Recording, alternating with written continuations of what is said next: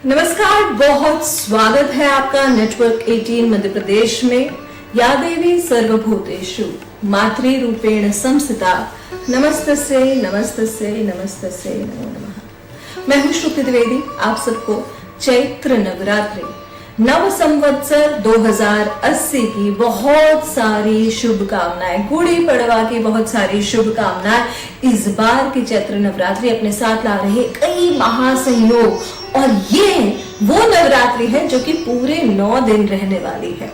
बुधवार को शुरू हो रहे हैं 22 मार्च 2023 से शुरू हो रहे हैं नवरात्रि। कई लोग इस नवरात्रि पर बैठाएंगे अपने घर पर घट और कलश। तो पहले हम जान लेते हैं कलश और घट स्थापना का मुहूर्त क्या है, किस विधि के अनुसार करना है, नव देवियां कौन सी हैं, कौन से प्रसाद से खुलेगा आपका भाग्य, क्या नहीं करना है घट स्थापना मुहूर्त में, किन चीजों की आवश्यक जानकारी जानना बेहद बेहद आवश्यक है। जब नव संवत्सर की शुरुआत हो रही है तो वो हो रही है कुंभ लग्न में, यानी कि सुबह 6 बजे का जो लग्न रहेगा वो रहेगा कुंभ लग्न। ये बेहद ही शुभ लग्न है। इसमें जो शुभ लग्न है वो मैं आपको बताते जाती हूँ। कुंभ लग्न होगा सुबह 6 से 7:30 तक के बीच में। यदि इस समय आप कलश स्थापना या घट स्थापना करते हैं तो धन समृद्धि की प्राप्ति होती है। लेकिन इससे पहले अगर आप करते हैं, वो मकर लग्न कहलाता है, वो पुण्य पद की प्राप्ति कराता है। इसके बाद आपको 9 बजे से मिलेगा मेष लग्न। मेष लग्न में किया हुआ कलश स्थापना घट स्थापना आपको धन लाभ दिलाएगी, जो कि बहुत शुभ रहेगी। फिर उसके बाद 11 बजे का एक समय रहेगा, एक मुहूर्त रहेगा जो कि विशेष तरीके से शुभता लाएगा। वो है कर्क लग्न, जो कि आपको लाएगा सिद्धियां।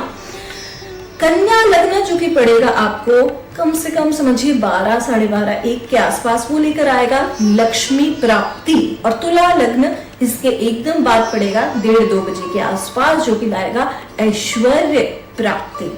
वृश्चिक लग्न जो कि पड़ेगा 3, 3:30 के बाद, ये आपके लिए लेकर आएगा धन लाभ। और मकर लग्न जैसे मैंने आपको पहले भी बताया। इसके अलावा जो शुभ मुहूर्त है शास्त्रीय पूजन विधि के अनुसार वो क्या है, चलिए जान लेते हैं। सुबह 6 बजे से 9:30 बजे के मैंने अलग अलग लग्न और मुहूर्त बताए जो कि बेहद शुभ है। अपराह्न में यानी कि 11 से 12:30 बजे तक का एक मुहूर्त बहुत शुभ है। शाम 5 से 6:30 का मुहूर्त बहुत शुभ है। और रात्रिकालीन मुहूर्त में 8 बजे से 11 बजे तक का मुहूर्त बेहद बेहद शुभ माना जाता है। तो यदि आप नहीं समझते हैं कि किस समय क्या करना है, तो अब आप समझ लीजिए कि कौन सा समय आपके लिए शुभ रहेगा। चैत्र नवरात्रि बहुत ही पवित्र है हम सनातनियों हिंदुओं के लिए। इसमें माँ शैलपुत्री, माँ ब्रह्मचारिणी, माँ चंद्र घंटा, माँ कूष्मांडा, माँ स्कंद माता, माँ कात्यायनी, माँ कालरात्रि, माँ महागौरी और माँ सिद्धिदात्री की पूजा होती है। और 9 देवियां यही कहलाते हैं। चैत्र नवरात्रि में दुर्गा जी की घट स्थापना की जाती है और कलश स्थापना भी की जाती है। दोनों में से एक भी कर सकते हैं। और देवी माँ की चौकी स्थापित की जाती है और 9 दिनों तक देवियों का पूजा अर्चन किया जाता है। लकड़ी की एक चौकी लेनी है। अब मैं आपको बताती हूँ किस तरीके से नवरात्रि में चौकी स्थापना करनी है।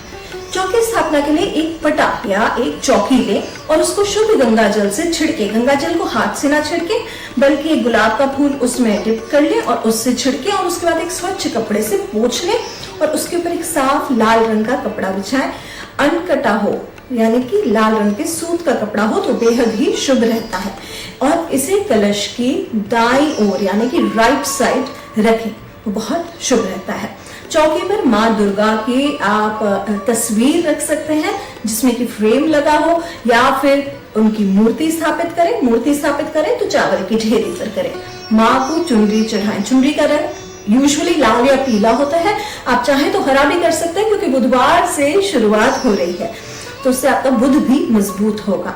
धूप दीप आदि जलाना है। 9 दिनों तक जलने वाली माँ को अगर आप अखंड ज्योत देते हैं तो और भी शुभ रहता है। देवी माँ को तिलक लगाएं। माँ दुर्गा को वस्त्र, चंदन, सुहाग की सामग्री, हरी चूड़ियां, हल्दी, कुमकुम, सिंदूर, अष्टगंध, इत्र, फल, फूल, मिठाई, मालाएं चढ़ाएं। और श्रद्धा के अनुसार दुर्गा सप्तशती का पाठ करें। आप में से कई लोग होंगे जो सप्तशती का पाठ करने में असमर्थ होंगे। दुम दुर्गाय नमः करें। अगर आप अपने दुर्भाग्य को सौभाग्य में बदलना चाहते हैं तो दुम दुर्भाग्य नाशिनी दुर्गाय ठ ठ ठ या दुम दुर्भाग्य नाशिनी दुर्गाय नमः स्वाहा मंत्र का जप कर सकते हैं। यह सब करने के बाद दुर्भाग्य को नाश करने वाले पूजन के उपरांत आप वेदी पर बोए अनाज पर जल जरूर छिड़कें। अब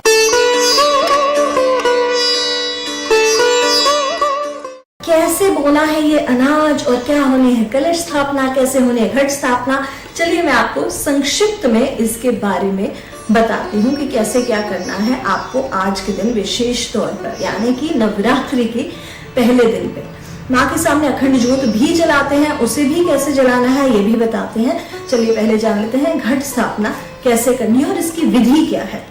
देखिए, कलश स्थापना होती है कलश में, घट स्थापना होती है मिट्टी के घट में। तो मिट्टी का एक घट ले और घट को एक बार स्थापित करने के बाद उसे 9 दिन तक नहीं हिलाना है। 10 गलतियां जो नहीं करनी है वो भी मैं आपको बताऊंगी। आपको करना क्या है, घट यानी कि अर्थात मिट्टी के एक पात्र में नवरात्रि में प्रथम दिन शुभ मुहूर्त जो मैंने आपको शुरुआत में बताया था, इसमें ईशान कोण में ही स्थापित करना है। घट में पहले थोड़ी सी मिट्टी लें, मिट्टी शुद्ध नदी की हो तो बहुत अच्छी होती है, मिट्टी में कचड़ा ना हो इस चीज का ध्यान रखना है। मिट्टी में कंकड़ पत्थर और कई बार थोड़ी गंदगी आ जाती है, वो ना हो। मिट्टी यानी कि स्वच्छ होनी चाहिए, उसकी एक परत लगाएं, उसके ऊपर जौ लगा दें, फिर एक परत मिट्टी की, फिर जौ, फिर एक परत मिट्टी की, फिर जौ, ऐसे करके 3 परत, 3 या 5 परत या 7 परत आप लगा सकते हैं। कितना बड़ा घट हो ये आपकी इच्छा है। घट में पहले थोड़ी सी मिट्टी जैसे डालनी है मैंने आपको बताया, फिर इस पर जल का छिड़काव जरूर करें। इस तरह ऊपर तक पात्र को मिट्टी से भर देना है। अब इस पात्र को स्थापित करके पूजन करें।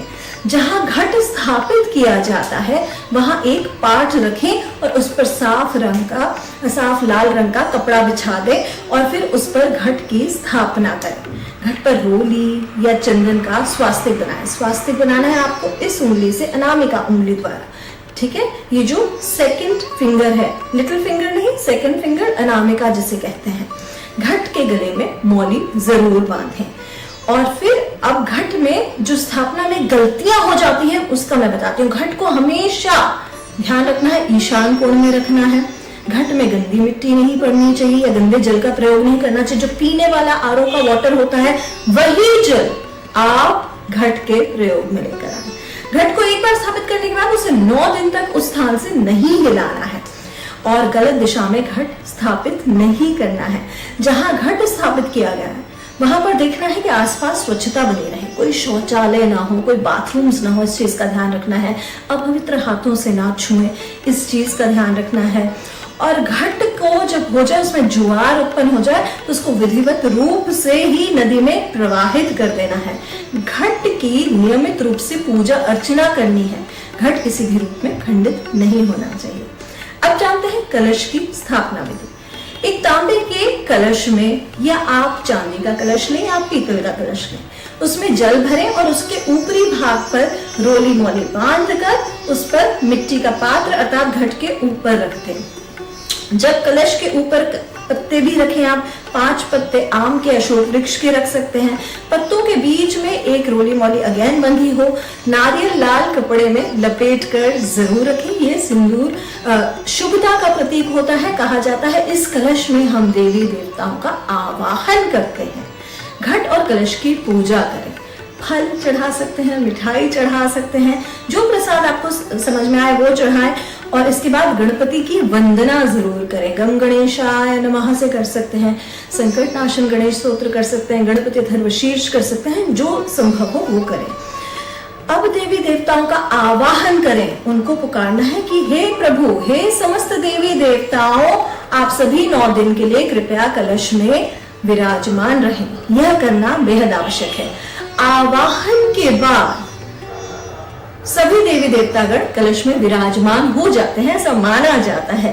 कलश की पूजा करें, कलश को टीका जरूर करें, अक्षत चढ़ाएं, फूल माला चढ़ाएं, साथ ही साथ इत्र अर्पित करें, नैवेद्य अर्पित करें, फल मिठाई आदि अर्पित जरूर करनी है।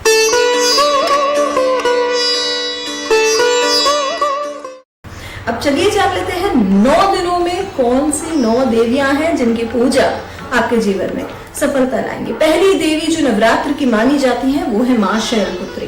माँ शैलपुत्री शैलसुता जो कि शैलजा मानी जाती है और ये समस्त सिद्धियों की प्रदात्री है।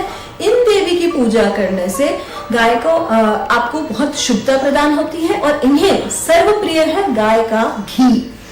माँ ब्रह्मचारिणी दूसरे नवरात्र की देवी है। ब्रह्म में विचरण करने वाली देवी माँ ब्रह्मचारिणी जो है वो ब्रह्मचारिणी के रूप में पूजी जाती हैं। जो साधक माँ के इस रूप की पूजा करता है उन्हें तप, त्याग, वैराग्य, संयम और सदाचार की प्राप्ति होती है। माँ को शक्कर का भोग सर्वाधिक प्रिय है। माँ चंद्रघंटा तृतीय देवी मानी जाती है। चंद्र के समान घंटे का स्वरूप लिए माथे पर और इन्हें घंटा चढ़ाना बहुत शुभ माना जाता है, जो पूजा में घंटी रहती है।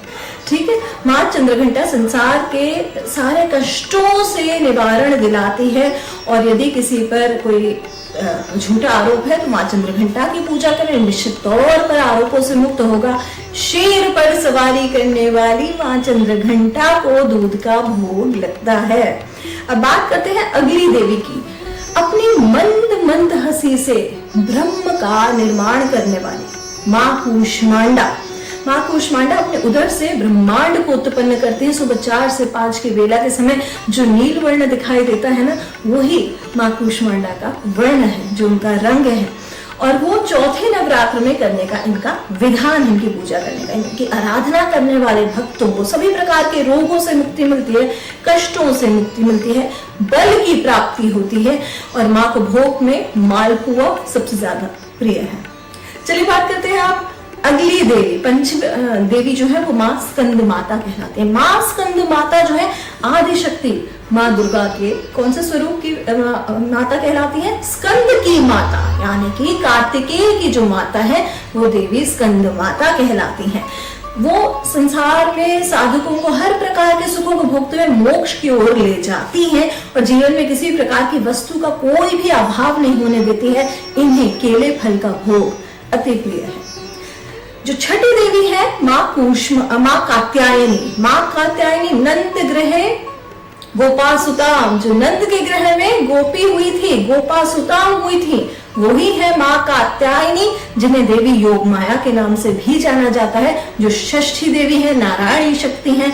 माँ कात्यायनी को शहद अति प्रिय है। माँ कात्यायनी जिनके विवाह में विलंब आ रहा है, संतान प्राप्ति में परेशानी आ रही है, उनके लिए उनकी आराधना करना, साधना करना बेहद शुभ माना जाता है।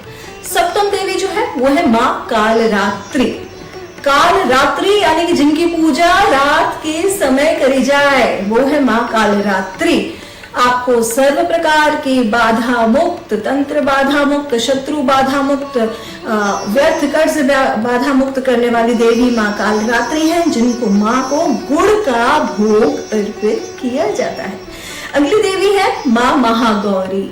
महागौरी जो है उनकी पूजा नवरात्रों के 8वें दिन किया जाता है। जब कहते हैं माँ कालरात्रि के काले तेज के बाद जब देवी को ने साधना करी थी, जब अद्भुत तप किया था, तो उन्हें गौर वर्ण प्रदान हुआ था, उसके बाद उनका नाम पड़ा महागौरी।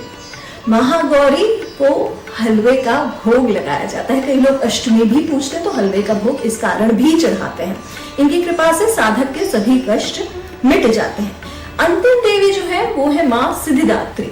सर्व सिद्धियों की दात्री, हर प्रकार की सिद्धि, नवनिधि और सिद्धियों की प्रदात्री है माँ सिद्धिदात्री। इनको खीर का भोग लगाना चाहिए। रिद्धियां और सिद्धियां प्रदान करने वाली है देवी सिद्धिदात्री। माँ की जिस पर कृपा हो जाती है उसके लिए जीवन में कुछ भी पाना असंभव नहीं रहता।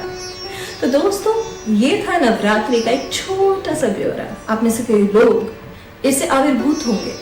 आपसे अनुग्रह है कि अगर आपको यह पसंद आए तो ज्यादा से ज्यादा लोगों में शेयर जरूर करिएगा। लेती हूँ आपसे विदा मेरे प्रिय नेटवर्क 18 साथियों के। आप सबको नवरात्रि और चैत्र